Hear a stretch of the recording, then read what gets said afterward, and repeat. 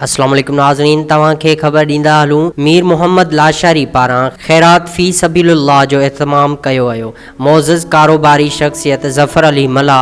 Professor Ahmed Khan Lashari, Shahbaz Lashari, Gohram Khan Lashari ऐं ॿियनि जी शिरकत। Karachi inspector in charge investigation Gizri Mir Mohammad Lashari जे तरफ़ां आम ख़ैरात जो एहतमाम कयो वियो, जंहिंमें मोअज़्ज़ज़ कारोबारी शख़्सियत ज़फ़र अली मल्ला, प्रोफेसर अहमद खान लाशारी, चेयरमैन तालीम committee Lashari human rights, Shahbaz Lashari, Gohram Khan Lashari, Abdul Sattar Lashari, सदर ज़िले ग़रबी Karachi Manzoor Hussain Lashari, deputy general secretary Sindh Rais Shahmir Khan Lashari, Mohsin Lashari समेत सियासी ऐं समाजी ऐं all Pakistan Lashari human rights welfare organisation जे सरबराहनि ऐं उहिदेदारनि वसीअ तइदाद में शिरकत कई। उन्हीअ दौरान इंस्पेक्टर मीर मोहम्मद लाशारी, कारोबारी शख़्सियत ज़फ़र अली मल्ला जो ऐं सभिनी आयल महिमाननि जो पुरजोश आदरभाव ऐं इस्तक़बाल कयो ऐं दावत में शिरकत करण ते